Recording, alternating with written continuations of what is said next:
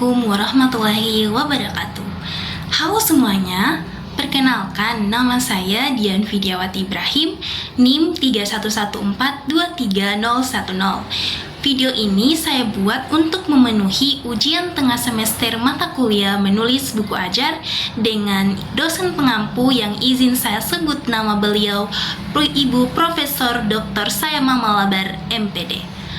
Baik, dalam video kali ini saya akan menjelaskan mengenai 6 pembahasan yang ada di mata kuliah menulis buku ajar, yakni ada pendapat ahli tentang konsep dasar menulis buku ajar, kemudian hubungan buku ajar dengan komponen pembelajaran, prinsip dan persyaratan penulisan buku ajar, kemudian kualitas buku ajar, kelayakan buku ajar, dan teknik penulisan buku ajar bahasa Indonesia. Baik, kita mulai dari yang pertama, yakni tentang pendapat ahli tentang buku ajar. Baik, teman-teman bisa lihat flyer yang sudah saya bagikan atau yang berada di belakang saya. Yang pertama di sini ada keempat pendapat ahli tentang buku ajar. Yang pertama yaitu Suharjono tahun 2001 mendefinisikan buku ajar itu sebagai buku yang digunakan untuk buku pelajaran dalam bidang studi tertentu.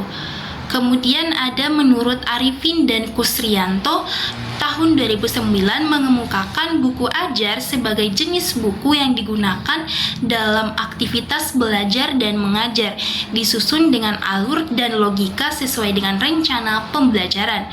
Kemudian yang ketiga yakni pendapat ahli Mintowati tahun 2003 yang menyatakan bahwa buku ajar merupakan salah satu sarana keberhasilan proses belajar mengajar.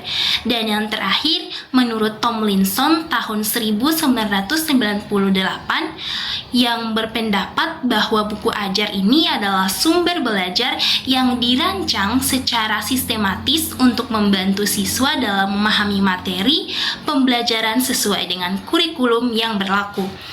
Baik, dari keempat pendapat ahli tersebut, kita bisa menarik atau saya bisa menarik satu kesimpulan, yang mana buku ajar ini adalah sebuah jenis buku atau bahan ajar yang berjenis buku yang di dalamnya sudah ada materi yang tersusun secara struktur dan sistematis, kemudian sesuai dengan kurikulum yang berlaku.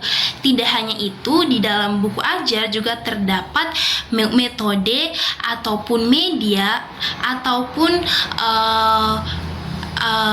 model pembelajaran yang bisa kita terapkan dalam pembelajaran, serta di dalam buku ajar juga sudah terdapat bahan untuk mengevaluasi apakah tujuan pembelajaran yang ingin kita capai itu sudah bisa terpenuhi atau tidak. Oke teman-teman, kita lanjut ke pembahasan poin kedua. Jadi di poin kedua ini kita akan membahas mengenai hubungan buku ajar dengan komponen-komponen lainnya. Nah, pasti kalian bertanya-tanya, komponen lainnya ini seperti apa? Yang pertama itu ada pendidik, kemudian yang kedua ada peserta didik, yang ketiga bahan ajar, yang keempat media ajar, kelima metode, dan yang keenam evaluasi. Kita mulai dari pendidik atau guru. Nah, jadi hubungan buku ajar dengan pendidik ini sangat erat kaitannya. Mengapa? Karena di dalam buku ajar sendiri itu sudah menyediakan sumber materi yang akan pendidik atau guru ajarkan kepada peserta didik. Kemudian juga terdapat panduan pengajarannya seperti apa, dan sudah pasti sesuai dengan kurikulum yang berlaku, sehingga guru atau pendidik itu mudah dalam melaksanakan pembelajaran. Kemudian yang kedua itu ada peserta didik. Nah, buku ajar sendiri sudah menyediakan sumber informasi dan pengetahuan serta panduan belajar untuk mengembangkan keterampilan dan alat bantu belajar mandiri bagi peserta didik. Nah, jadi begini teman-teman, di dalam buku ajar ini kan sudah tersedia materi atau bahan ajar yang sudah disusun secara sistematis ataupun terstruktur, dan di situ juga sudah ada panduan belajarnya, sudah ada latihan-latihan yang bisa kita kerjakan sendiri dan juga ada instruksinya.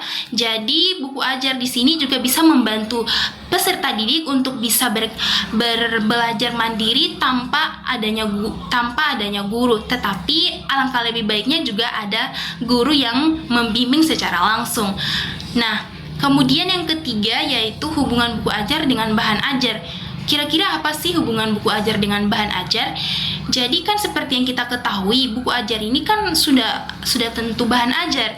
Tetapi buku ajar ini merupakan salah satu dari bahan ajar. Mengapa? Karena bahan ajar ini terdiri dari bermacam-macam. Salah satunya yaitu buku ajar. Yang mana dalam bahan ajar ini sendiri itu ada seperti modul ataupun panduan untuk praktikum ataupun media digital atau dan lain-lain begitu. Jadi hubungan buku ajar dengan bahan ajar ini sangat penting ataupun sangat relevan karena keduanya merupakan alat yang digunakan untuk merepresentasikan materi pembelajaran. Kita lanjut ke hubungan buku ajar dengan media ajar. Oke, baik. Buku ajar itu menyajikan materi tertentu yang memerlukan media pembelajaran, seperti memanfaatkan media teknologi atau media alam dan sebagainya.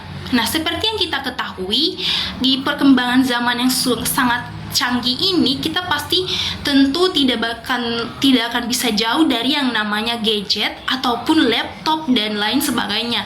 Nah, tentu saja untuk para guru itu bisa memanfaatkan hal tersebut dengan memuat materi-materi dalam bentuk misalnya PowerPoint dengan diedit ataupun dikreasikan semenarik mungkin sehingga bisa menarik perhatian siswa. Nah, materi-materi yang akan dimasukkan di dalam PowerPoint tersebut itu diambil dari buku-buku ataupun buku ajar yang telah ada atau yang telah disusun sebelumnya. Nah, kemudian tadi kan saya menyebutkan media alam. Nah, biasanya kan dalam buku ajar itu ketika kita contoh kita ambil buku ajar di kelas 8 SMP. Nah, pasti bakalan ada teks deskripsi ataupun membuat teks narasi. Nah, kita pasti memerlukan media alam. Nah, misalnya guru memberi arahan kepada peserta didik untuk pergi keluar kelas dan melihat sekeliling di lingkungan kelas ataupun di lingkungan sekolah untuk dijadikan sebuah teks deskripsi atau sebuah cerita teks narasi. Seperti itu. Nah, yang kelima yakni hubungan buku ajar dengan metode. Jadi, biasanya dalam buku ajar itu terdapat gambaran metode yang akan dipakai. Contoh, metode ceramah, metode diskusi, metode proyek, dan sebagainya. Dan yang terakhir, hubungan buku ajar dengan evaluasi. Mengapa saya bilang hubungan buku ajar dengan evaluasi ini ada? Karena di dalam buku ajar itu sendiri sudah tentu ada soal-soal, ada latihan, ada penugasan yang pastinya bakalan menguji keterampilan ataupun kemampuan peserta didik dalam bidang pengetahuan, keterampilan, dan sebagainya.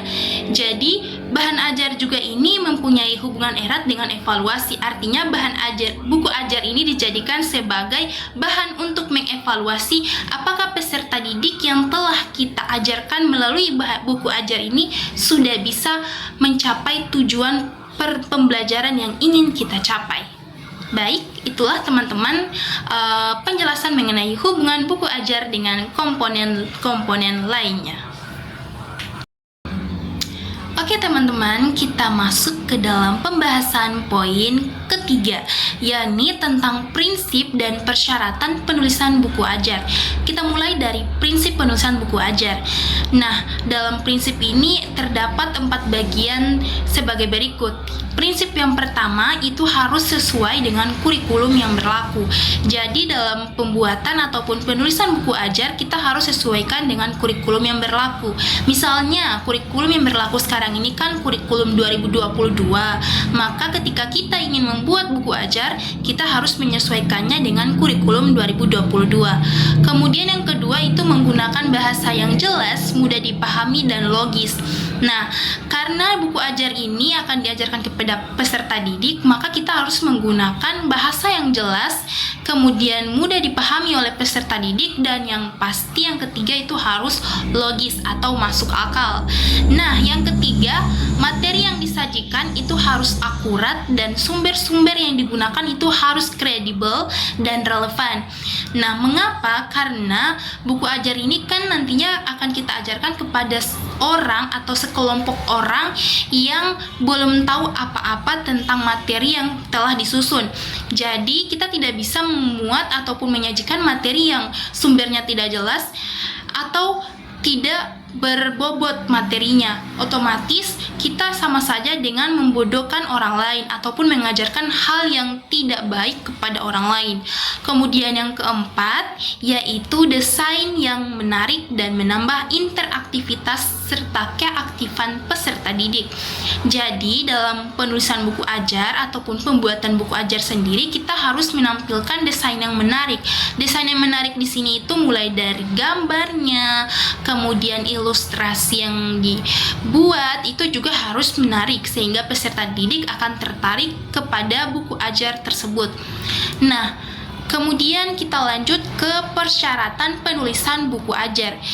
Jadi teman-teman, dalam persyaratan penulisan buku ajar ini kita akan mulai dari yang pertama, yakni format. Jadi untuk menulis buku ajar itu harus menggunakan kertas A4 atau 21 x 29,7 cm ataupun bisa juga menggunakan kertas A5 dengan ukuran 14,8 x 21 cm. Kemudian format yang kedua itu memiliki ISBN. ISBN ini adalah International Standard Book Number. Kemudian persyaratan yang kedua yaitu harus menggunakan bahasa baku sesuai ejaan yang disempurnakan. Kemudian menggunakan gaya bahasa semi formal, tidak bisa gaya bahasa yang non formal. Kemudian menggunakan struktur kalimat SPOK.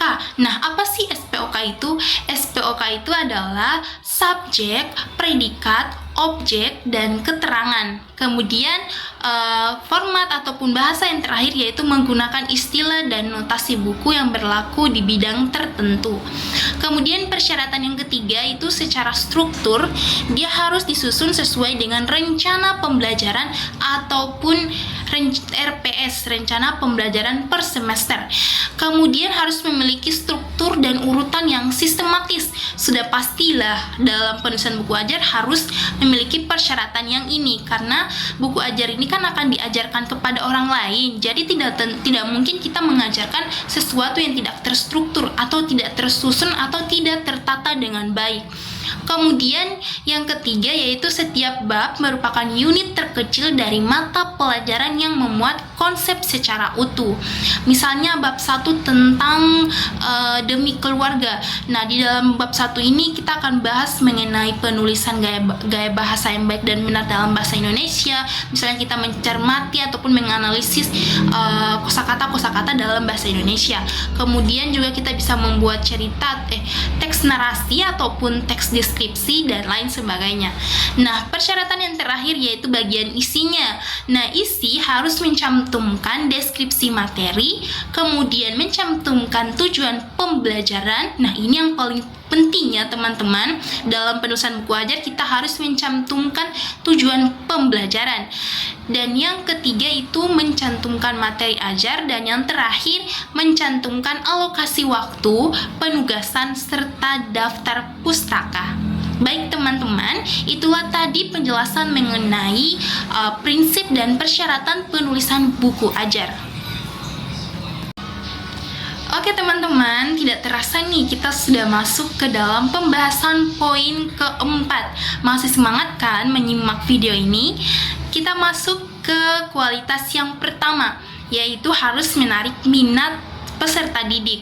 Jadi dalam penulisan buku ajar itu tentunya kita harus memperhatikan ataupun kita harus menarik perhatian atau minat peserta didik. Dan yang kedua itu mampu memberi motivasi kepada peserta didik. Biasanya kan dalam buku ajar itu akan ada sepenggalan kata yang memuat kata-kata motivasi seperti mendorong peserta didik untuk belajar lebih giat lagi dan sebagainya. Kemudian yang ketiga itu harus memuat ilustrasi yang menarik. Seperti penjelasan saya sebelumnya, dalam buku ajar kita harus membuat ataupun memuat ilustrasi yang sangat menarik dan tidak membosankan tentunya. Dan yang keempat, berhubungan dengan aspek-aspek linguistik. Sama seperti penjelasan saya sebelumnya, yang dimaksud dengan berhubungan dengan aspek-aspek linguistik ini yaitu tentang seperti yang kita ketahui, linguistik kan ilmu bahasa. Jadi dalam penulisan buku ajar itu juga diperhatikan kualitasnya untuk bisa menulis dengan aspek-aspek linguistik yang baik ataupun gaya bahasa yang mudah dipahami, jelas, dan juga yang pasti sesuai dengan ejaan yang disempurnakan. Dan yang kualitas terakhir yaitu menstimulasi dan merangsang aktivitas peserta didik. Menstimulasi yang dimaksudkan di sini adalah dalam buku ajar kan sudah pasti bakalan ada materi, kemudian akan ada tugas-tugas ataupun praktek di dalamnya. Nah, inilah yang akan merangsang peserta didik untuk bisa lebih aktif, produktif lagi dalam proses pembelajaran. Baik teman-teman, itulah penjelasan mengenai kualitas penulisan buku ajar. Oke teman-teman, selanjutnya kita masuk ke dalam pembahasan poin kelima. Jadi poin kelima ini kita akan bahas tentang kelayakan buku ajar. Dalam kelayakan buku ajar itu kita bisa lihat dari 4 bagian sebagai berikut. Yang pertama itu harus sesuai dengan kurikulum. Mulai dari materi yang diambil hingga kedalaman materi itu harus sesuai atau relevan dengan kurikulum yang berlaku dan perkembangan ilmu pengetahuan teknologi. Ingat teman-teman, ini adalah kelayakan yang pertama yang harus kita ingat ataupun kita buat dalam daftar yang pertama sebelum kita menulis buku ajar. Nah, kemudian kelayakan yang kedua yaitu memenuhi aspek pedagogis. Seperti yang kita ketahui, aspek pedagogis ini kan berhubungan dengan pengetahuan ataupun pendekatan. Jadi di dalam buku ajar itu harus menggunakan ataupun harus memuat pendekatan yang sesuai dengan karakteristik peserta didik, di mana setiap peserta didik itu mempunyai karakteristik yang berbeda-beda, minat ataupun gaya belajar yang berbeda-beda. Ada yang suka dengan audio, ada yang suka dengan video, dan juga ada yang suka dengan secara langsung mempraktekkan materi tersebut atau kinesik. Kemudian latihan siswa untuk bisa berkreatif, artinya di dalam buku ajar itu harus memuat latihan-latihan ataupun soal yang bisa membuat siswa itu lebih kreatif, inovatif, kemudian tertarik ataupun bisa mengembangkan bakat mereka. Dan mandiri tentunya ya teman-teman, sesuai dengan profil pelajar Pancasila, harus mandiri ya teman-teman. Oke, kita lanjut ke kelayakan yang ketiga, yakni desain dan tampilan menarik. Jadi dalam buku ajar itu harus membuat ilustrasi, gambar, jenis huruf, ukuran huruf, dan kualitas cetak yang jelas sehingga menarik perhatian peserta didik. Dan kelayakan yang terakhir itu dilihat dari aspek teknisnya, yakni harus memiliki ISBN atau International Standard Book Number. Kemudian format bukunya itu harus sesuai dengan ketentuan UNESCO seperti yang sudah ada di video awal. Dan yang terakhir relevan dengan rencana pembelajaran semester atau RPS. Baik teman-teman, itulah penjelasan mengenai kelayakan buku ajar. Oke teman-teman, tidak terasa nih kita sudah masuk ke dalam pembahasan poin terakhir, yakni poin ke-6 tentang teknik penulisan buku ajar. Untuk kalian yang akan menulis buku ajar ini harus sangat-sangat diperhatikan. Yang pertama ada tahap perencanaan dan persiapan. Jadi tahap ini dimulai dari menganalisis kebutuhan peserta didik, kemudian karakteristik peserta didik, gaya belajarnya peserta didik, itu kita harus analisis ataupun kita harus perhatikan. Dan yang kedua itu harus memuat tujuan pembelajaran yang ingin kita capai dengan membuat buku ajar ini. Kemudian yang ketiga, menyusun kerangka buku.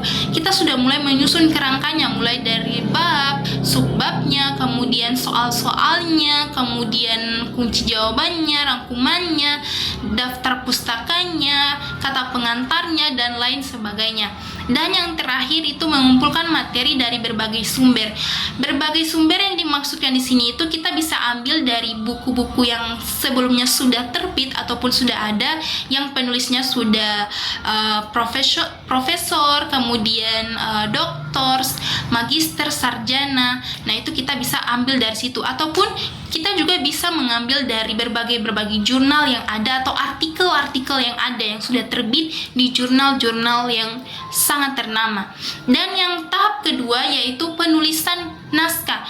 Jadi kalau tadi kan kita sudah buat kerangkanya, nah di sini kita sudah masuk ke dalam tahap pengembangan kerangka itu. Artinya kita mengembangkan isi materi yang sudah ada di setiap kerangka-kerangka yang telah disusun secara terstruktur tadi.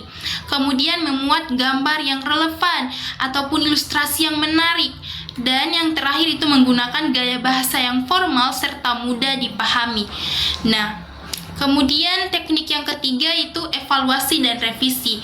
Nah, setelah buku ajar kita sudah jadi, kita harus masuk ke dalam tahap evaluasi terlebih dahulu. Nah, kita baca ulang naskah yang telah kita buat, apakah ada salah kosakata yang kita tulis ataupun ada redaksi kalimat yang kurang jelas. Nah, kita harus membaca ulang dulu.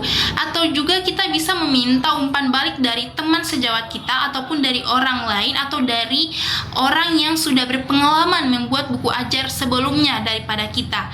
Nah, kemudian setelah kita mendapatkan umpan balik dari teman ataupun dari guru kita atau dari orang yang sudah lebih dulu membuat buku ajar, kita harus masukkan umpan balik itu dan kita lakukan revisi di buku ajar yang telah kita buat tadi.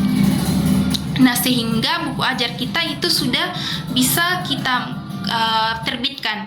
Nah, kita masuk ke dalam tahap ataupun teknik yang terakhir, yaitu teknik penerbitan. Jadi dalam penulisan buku ajar ini tidak afdol rasanya kalau kita tidak menerbitkannya. Jadi pada tahap yang terakhir atau teknik yang terakhir yaitu kita masuk ke teknik penerbitan. Di sini kita harus mencari penerbit yang sesuai dengan jenis buku ajar yang kita buat, kemudian mengajukan naskah yang telah direvisi serta ikuti proses review dan editingnya. Dan yang terakhir kita tinggal menunggu proses penerbitan dan distribusinya.